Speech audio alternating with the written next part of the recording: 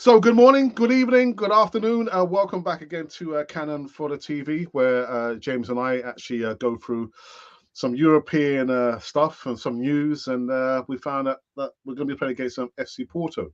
But it's Yeah, not only going to be about Arsenal, we're going to be talking about all the other ties yeah, as well. But James, how have you been keeping? very well. I was very excited Monday, and I wasn't disappointed. I think it's a great draw. I think it's a great draw because this is why we're in Europe. We're in Europe to win it, and this is the first hurdle now going into knockout football. No excuses. All the pressure is on Porto. None of it's on us. Porto have won 7 major European honours. We've won 2. Porto have won this competition twice. We haven't. Porto have also won the Intercontinental Cup, beating Peñarol of Uruguay and Once Caldas of Colombia, respectively. 30 Primeira Liga titles, 19 Portuguese Cups, 1 Portuguese League Cup, a Super Cup as well, and a massive football club and a great test for Arsenal. But they will have nothing to fear, not in the Dragão and certainly not in the Emirates. So it's going to be a really, really interesting tie. Really looking forward to it. Yeah.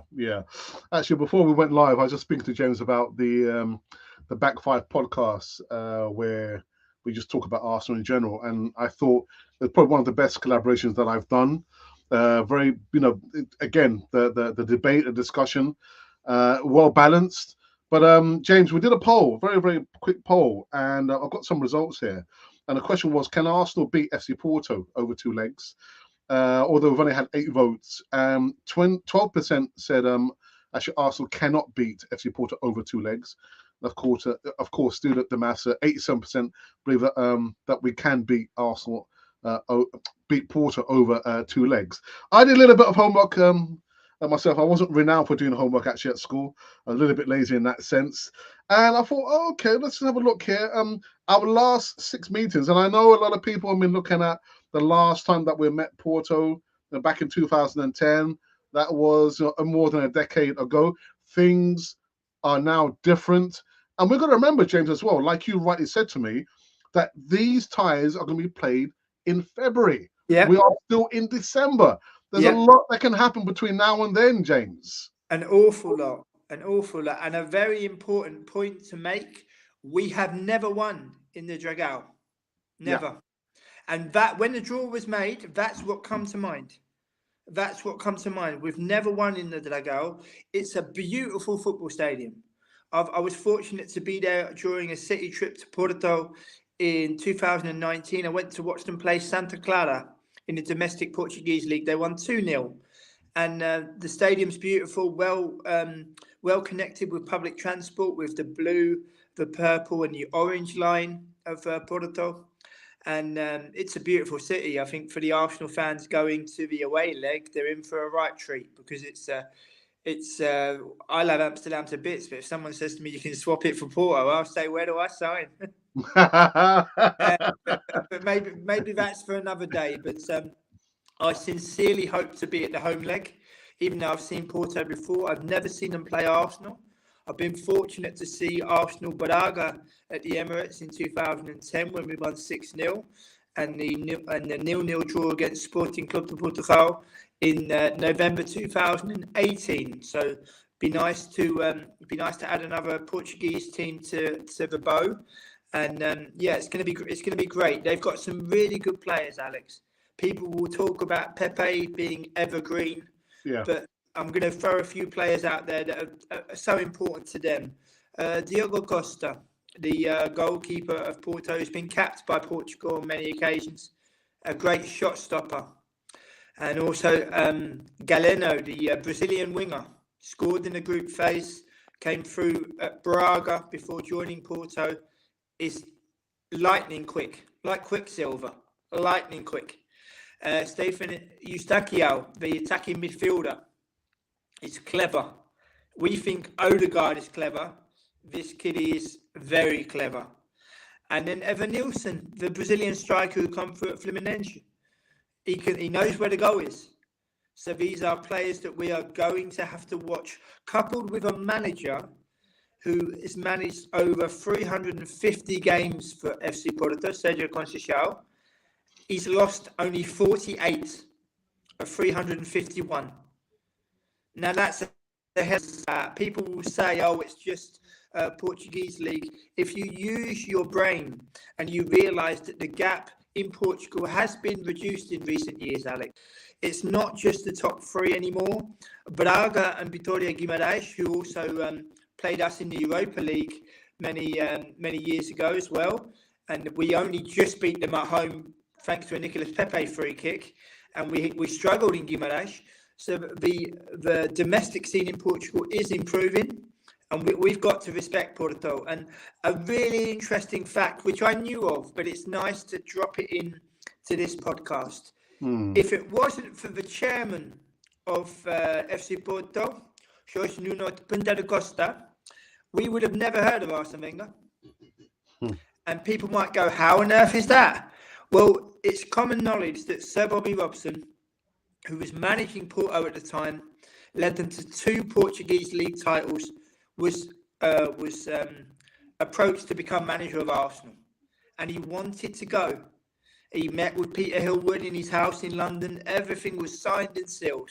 Only for the chairman of Porto, who has overseen 68 trophies in his tenure as president and chairman.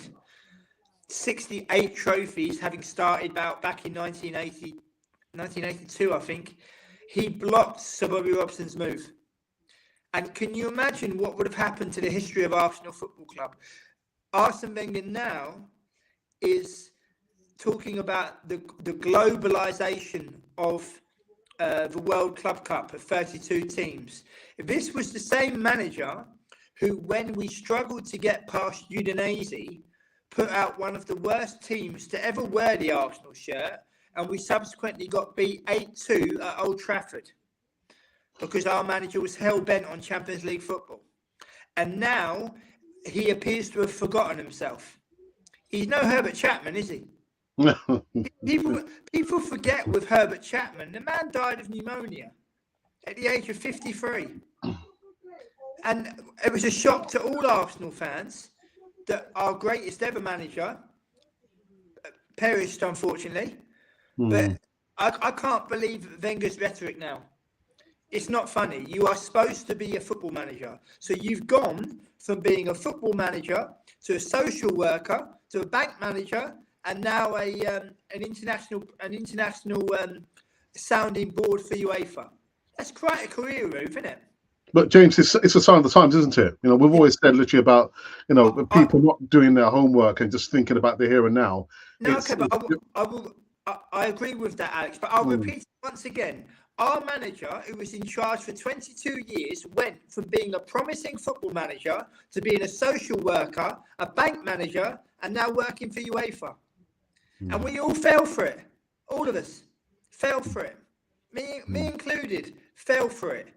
I will go on record once again and say, if you remember, you had sections of Arsenal fans where if you even uttered the phrase that another manager could do the job, you'd get set upon. We are a club that are known for our values of looking after our fellow fan. There being no segregation, everybody being welcome, everybody being together. And what did we end up with? Because of that old man, people were kicking 10 shades of green out of one another on the terraces. And nothing happened. Bayern Munich, Real Madrid, Barcelona would have released a statement, would have removed him immediately and said, look, it's gone too far. But we didn't. But now we release statements for the hounding of referees. We're happy to release a statement for that.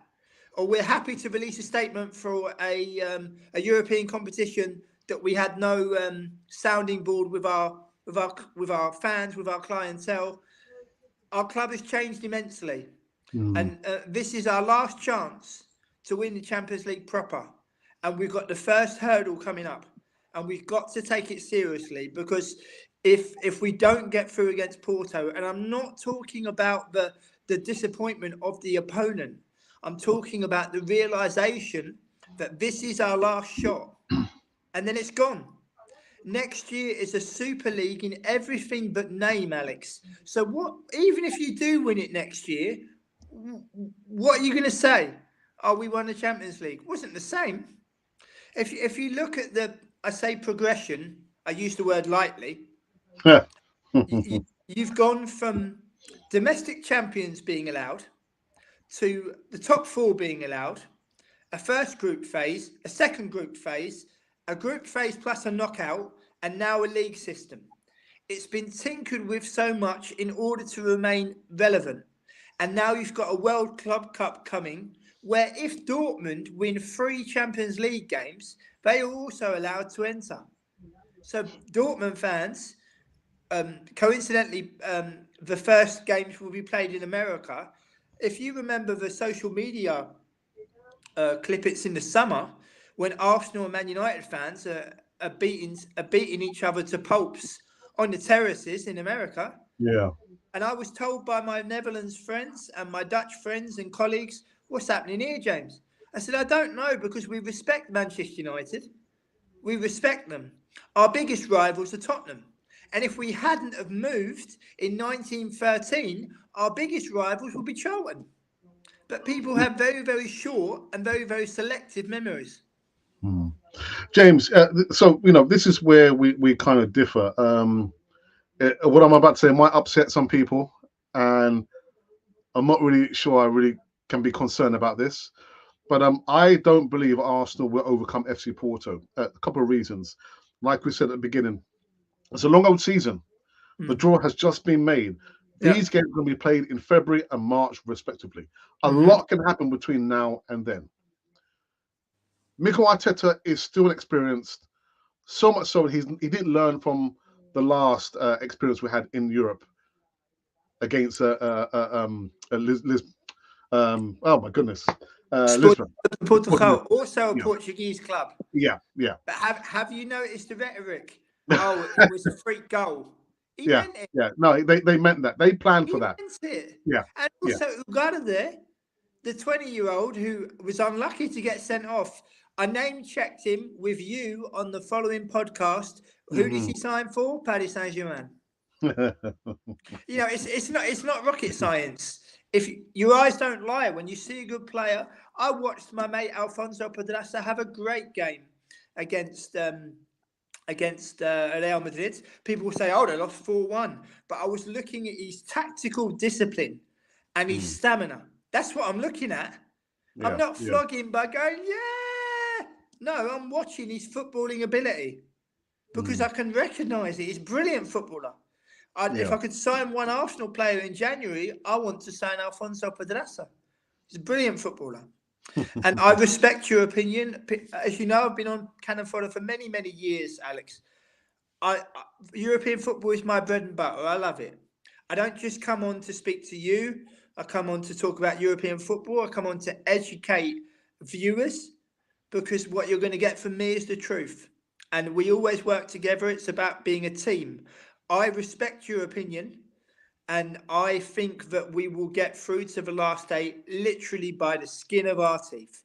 I think it will be a 1-1 draw in Dragao, and I think it will be a 2-1 win for Arsenal at the Emirates. The dynamic will also change because there's no away goals.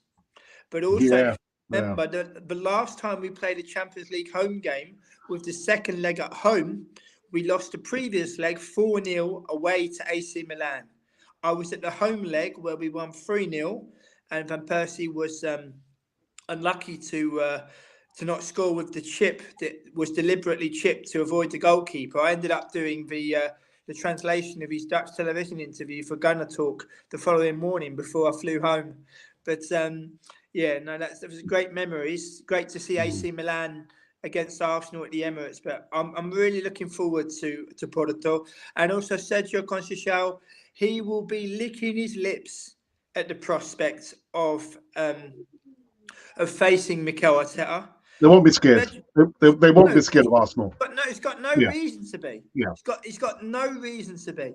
He's won 3 Primera Liga titles, 3 cups, and also the League Cup for the first time in their history as well. It's a massive, massive game. And I think that it's going to be a pivotal game in the season.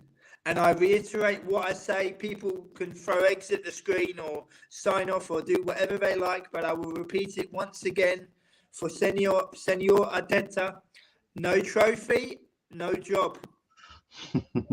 There's one thing for sure, James. It will not be an easy match. Well, actually, over two legs, because I think some people saying, I've seen some people say, "Oh, you know what? It's a pass. It's a bye for us because it's going to be so easy."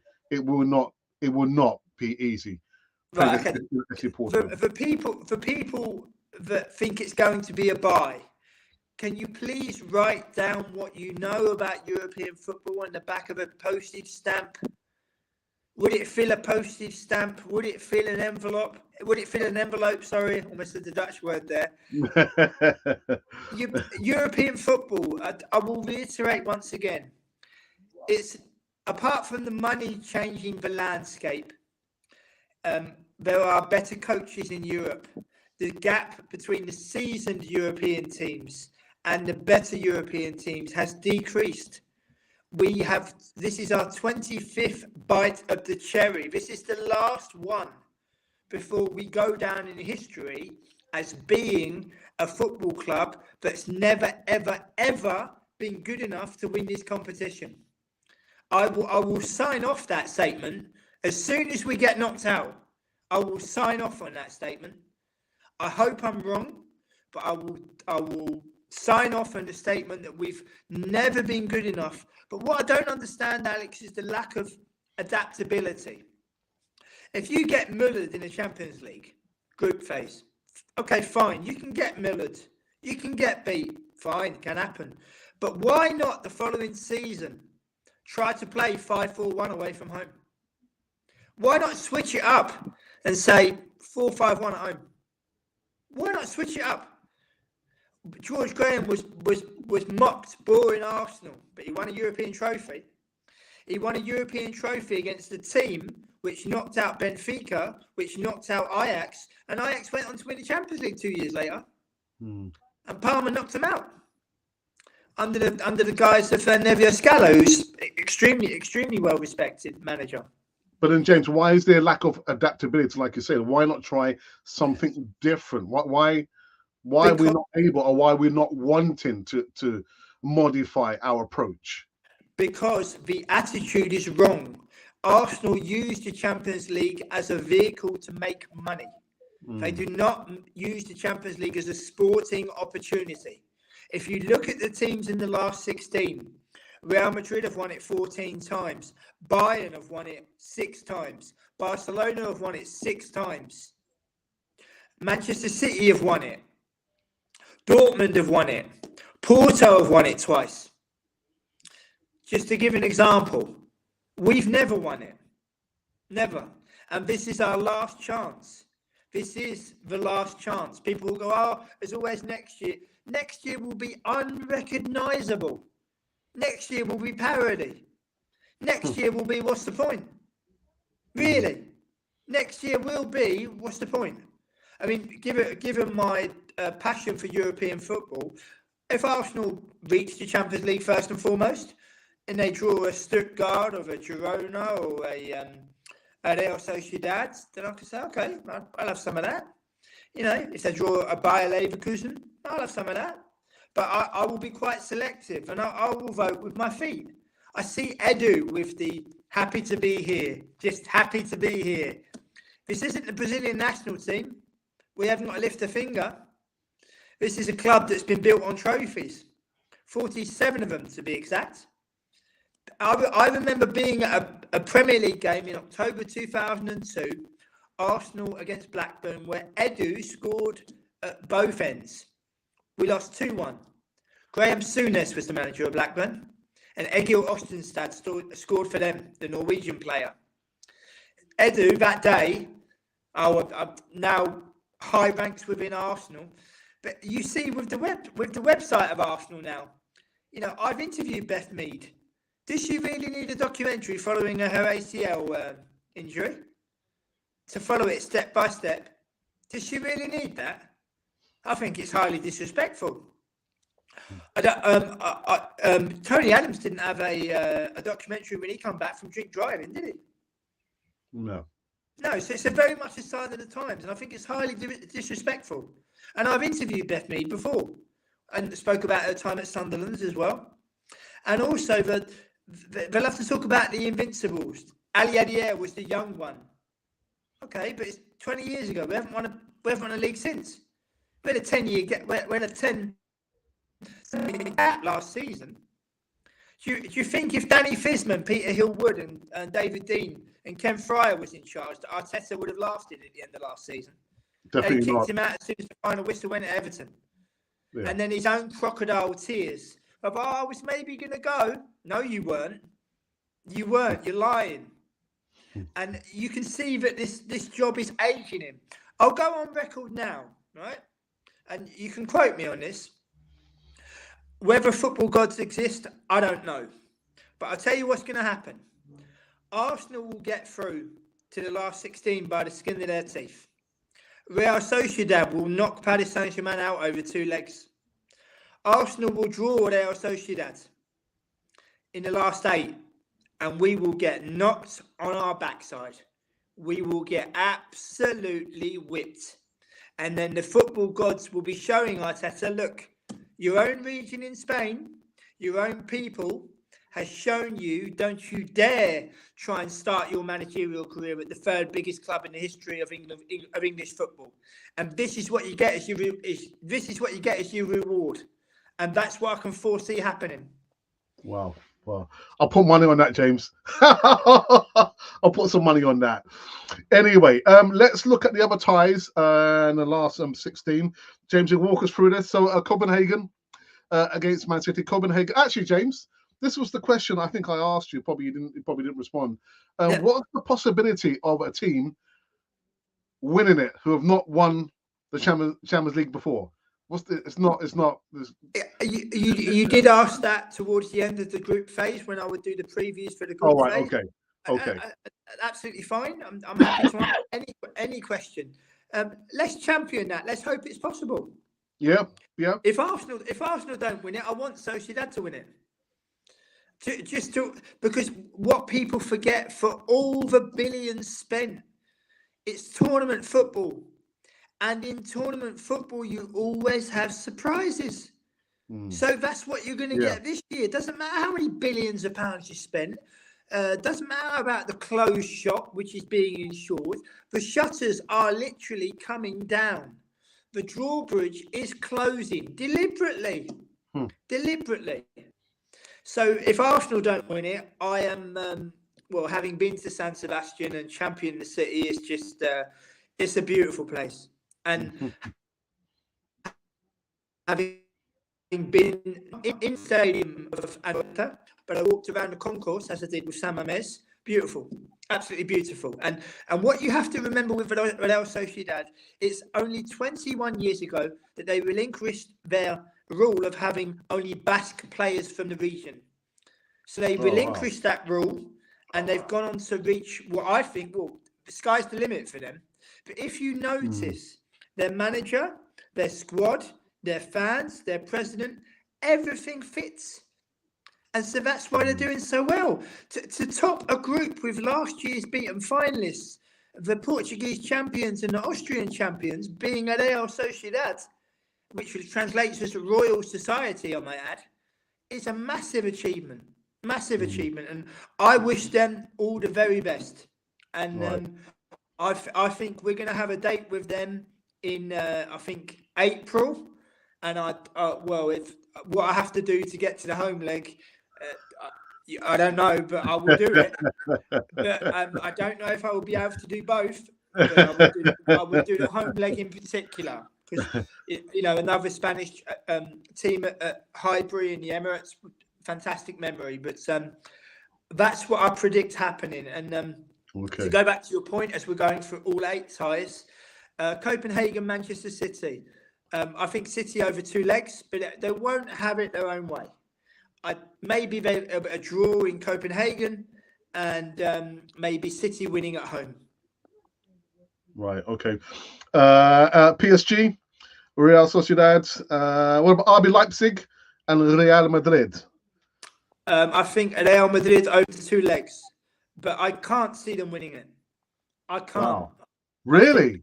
I can't see okay. Real Madrid winning this competition. I really can't. I backed Bayern at the start of the season. I'm sticking to that. I managed to get them at 6-1 because of the spine they've got. When you've got a spine of Neuer, De Ligt, Konrad Laimer, the evergreen Thomas Müller and Harry Kane, you've always got a chance. But I think that Real Madrid at the minute, they're trading off the name a little bit. And Modric is one of the greatest players of his generation, but he's aging. And Bellingham, for all the plaudits, and we've championed young British players going abroad. What he's soon to find out, which McManaman knew, you haven't won anything yet. You will be judged on what you win. I'll be shocked if Real Madrid win the Champions League. Wow. Okay. Inter and Atletico Madrid. Oof. I think with this, with the second leg being at the Wanda, I think Atletico just they drew last night, and some YouTubers are trying to create a rivalry between Atletico and Getafe. Nothing could be further from the truth. I don't understand why people are trying to make up a rivalry like this. I find it silly, really. I'm currently reading a book on El Rayo Vallecano from Vallecas in the south of Madrid. And that's Madrid's third team, if you like. And for people on their outer edges to be talking about Getafe Atletico as a rivalry is naive, to put it politely. And Napoli, Barcelona, James. Barcelona, I think.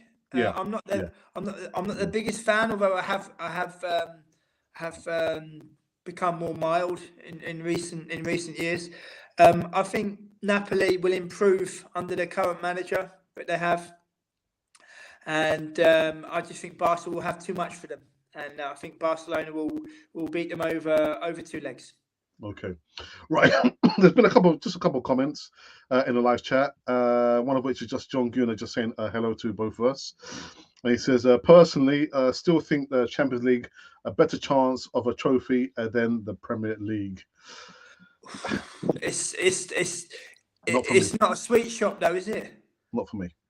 I mean, I respect everybody's opinion at Cannon Fodder. Every question I get, I will always. Sometimes, if you go overtime, some people who enjoy getting their name read out, I will always go above and beyond for people. But I will repeat what I said a few minutes ago. It's tournament football, and in tournament football, you always have surprises. This isn't a sweet shop, and if it was a sweet shop, we wouldn't be allowed in because we've got no credit, because we've got no relevance. We're like the shoplifter who's like picking up the chocolate mice off the floor, and we're not getting the nice gobstoppers out the crystal jar. You know what I mean? We're like that. So I can understand his point, but you can't pick and choose. And it's I just think the game against Porto is going to be pivotal. It really is. Yeah. So we're back in Premier League action, James, on Saturday against Liverpool. Is this going to be a season-defining game, James? No, I don't think so. I see that some Arsenal fans are saying, beat Liverpool, we'll win the league. Yeah. Okay. How many times have Arsenal won the league in December to lose it in March? James. Many. 2003, 2009, 2022, off the top of my head. No Google needed, no stats needed, no jargon needed, because it's ingrained in you. And I think the key game against Liverpool will be the FA Cup game.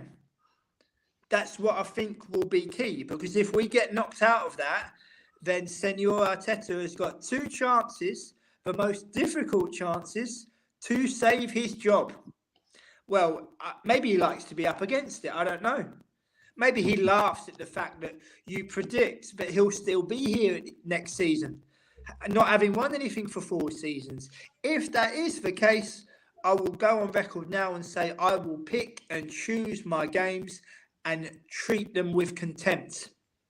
Where I am, if I'm going to Arsenal Bayer Leverkusen or Arsenal Leipzig or even Rams, then I'm going because I want to watch a European opponent against Arsenal. But I will treat them with contempt, because I remember Arteta's face when he went over the 200 game mark. I'm just so proud that we're all here together and we've all reached this point. I don't know how you've reached that point, really. I don't. But again, it's Edu could lord it over Unai. He thinks he could lord it over Unai, who's having the last laugh, and Edu can certainly lord it over Arteta. And one thing that I think I will laugh. Aston Villa are priced at 14-1 to win the Premier League. That's 1-4. That's not 1,400 or 14,000. That's 14. What are Arsenal going to do if we finish second or third and Unai Emery wins the league with Aston Villa? How on earth are the Arsenal faithful going to talk that one good? What you're going to say, what you're going to do without sounding silly. So I'll look forward to that one because I think it'll be really interesting. But James, I tell you what, I think if that does happen, I honestly believe that people still will not want to give Unai Emery any credit at all. That's just what our fan base is. Blind. More for them. Yeah. More for them. It will be a bigger achievement than the Leicester one. I'll tell you that now. Not because Leicester was almost relegated. Villa were in the relegation zone, just outside of it. They were written off by all and sundry. And again, it's not rocket science. You've got the Aston Villa board targeting the best manager realistically that they can get, making astute signings and leaving him alone. Arsenal never did that. Arsenal dropped in like a bad habit after 7 winless games. Not 7 defeats in a row, a winless streak of 7. This was the same man that we were all lauding. Well, we've always been in the minority, me and you. But from Ondaribia to do your very first Arsenal press conference in English and to have the bottle and the courage to do it. We all lapped it up and we all loved it. And then when he needed us, we dropped him like a stone. Not all of us. Not all of us. I spoke to his former assistant, Imanol Diakis, and I said in that interview with Imanol, who they're also still very good friends now, I said to Imanol, I said, I'm so sorry. I said, I'm so embarrassed. And that was also printed by World Football Index, where my quote of me being highly embarrassed as to the way Arsenal treated him, because if he'd have stayed with us, we would have won the league and we would have made progress in Europe. But again, he hasn't got Signelli and Edu banging down and battering down his changing room door, is he? But yet Edu's still here. So you cross the threshold and disrespect your manager, and then 4 years later you bang the drum for just happy to be here in the Champions League draw. We'll talk about foolish. Arsenal never used to suffer fools. That's what used to set us apart. Terry Neal. From Terry Neal. George Graham. Arsene Wenger in the early days. We never used to suffer fools. But now, now we do it gladly. Well, I tell you what, that's been a fiery segment. Last 16 preview. We've come to an end. Go on, James. Best of the draw to complete it all and give the. Sorry. Which ones did we miss out? Let me remove this very quickly. I think we've only done 3 at the minute. No, 4. I think we've done. Did we do Arsenal? Go on, James. So Arsenal, Copenhagen, Arsenal, Porto, Copenhagen, Man City, Atletico, Inter Milan, and Barcelona, Napoli is are the 4 that we've done so far. Oh, right. Sorry. PSV Dortmund. PSV over 2 legs. That's Wow. what I reckon. Right. Because Dortmund, they've got some great players. Marco Reus, Schlotterbeck, but Peter Bosz, he's a great manager. PSV have won every single game so far.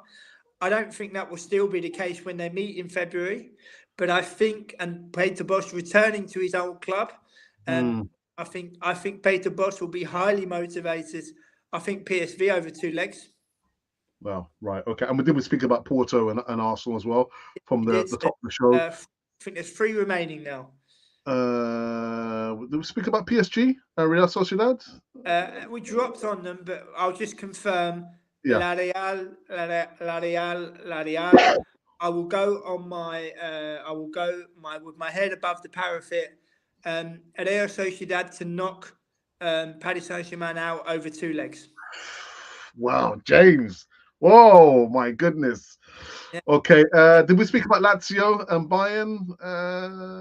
No. It's the penultimate one. I think Bayern over 2 legs, but they won't have it their own way. I can't see Bayern winning in Rome, but Lazio, Immobile, he's very mobile. But I think Bayern over 2 legs. Yes.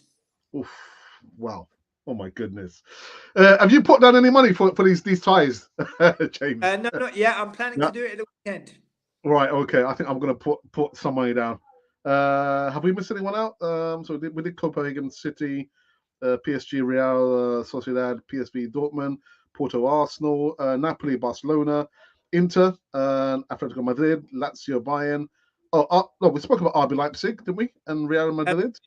We touched on it, yeah. I'll just confirm as well that I'll go on record and say that Madrid won't win it.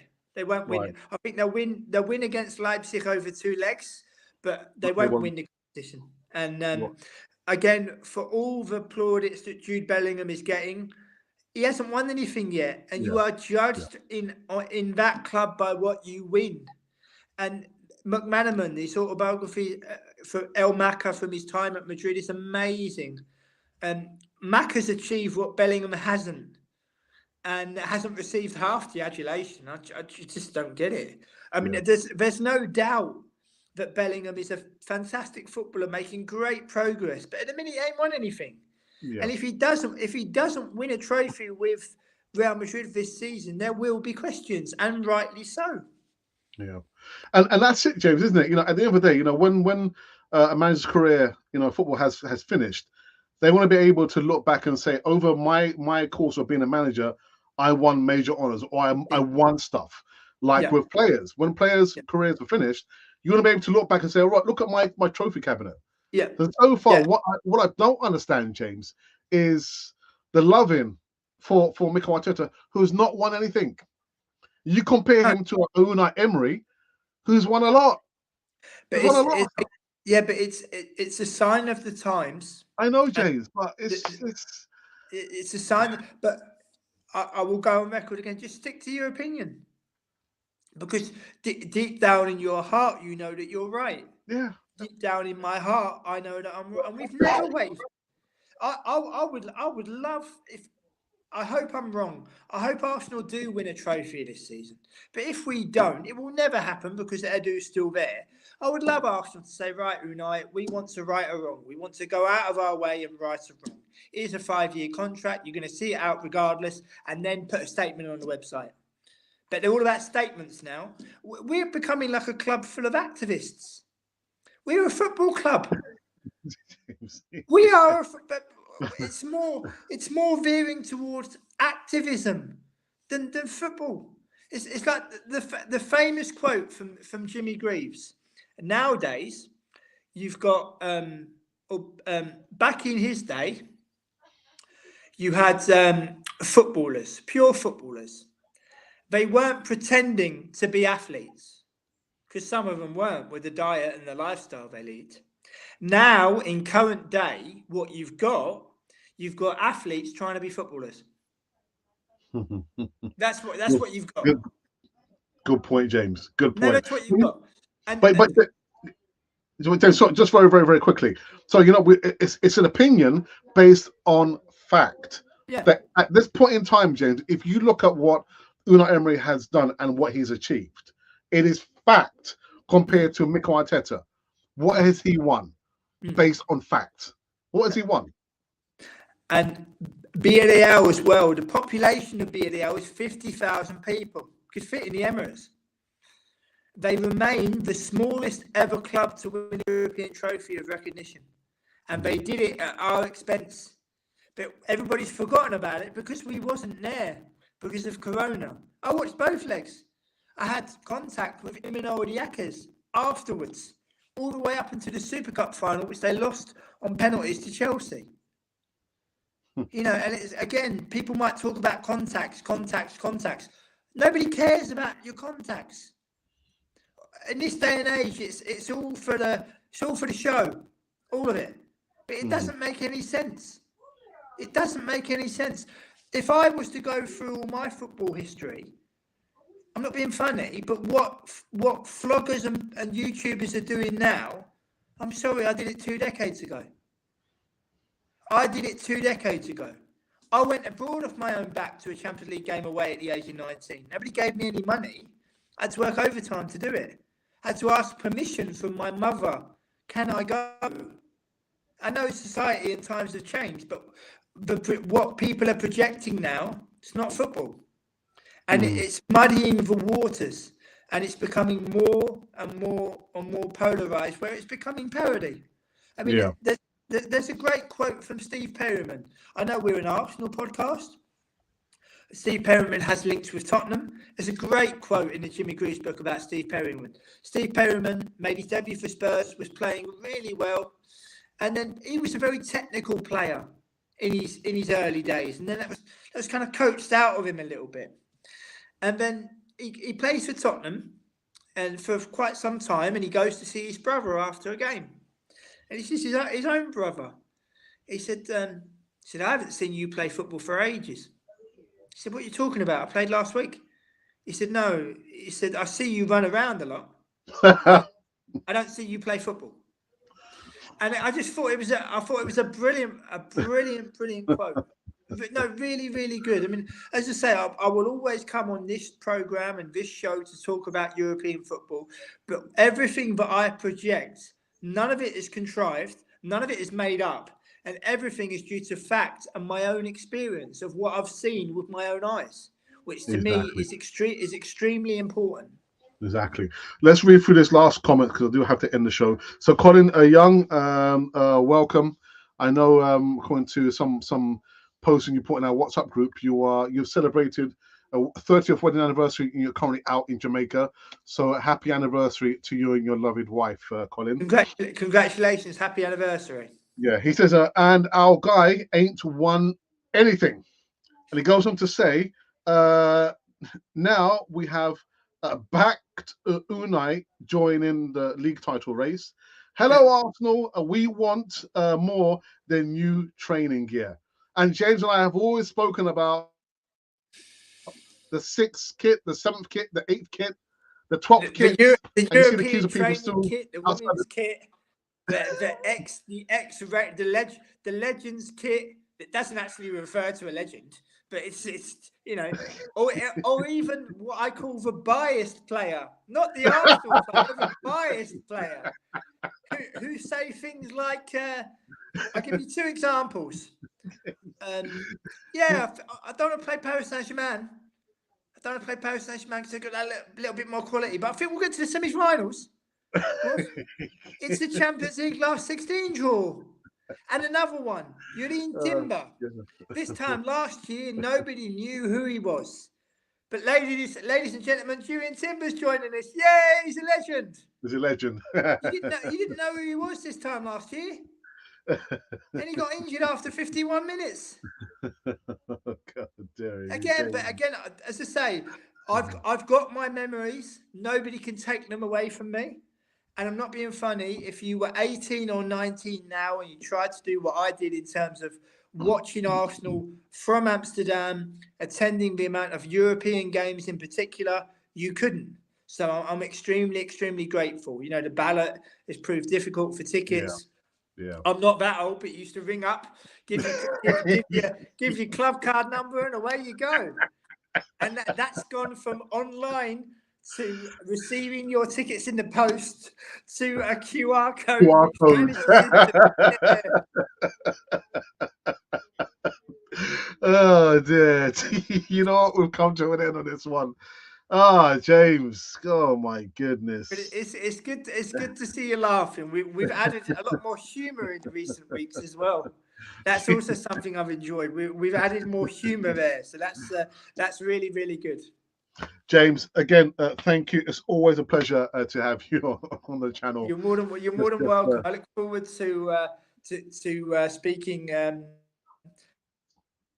previewing both legs, and it'd be great fun. And we'll see how it goes. 21st of February is the game in Porto, in Dragão, the Dragons Stadium, as they're known as the Dragons, and 12th of March at the Emirates. So I hope to be wrapped up warm on a March evening, and I hope not to be walking away from the Emirates with my tongue firmly stuck in my cheek. Oh my goodness. And listen, that said, this is coming to an end of another segment where we have been shooting the breeze about the last 16 in the Champions League. James, thank you very much. And we definitely will see you on the next one. Time. Absolutely. And guys, thank you for that. Oh, we just had one more from Colin, who says, thank you from my wife. And it's your pleasure, our pleasure, your pleasure. More than welcome. All the best. Yeah, well done. Enjoy your holiday out in Jamaica. Until then, this has been Cannon Fodder, the channel for Arsenal fans all over this world. Oh my goodness.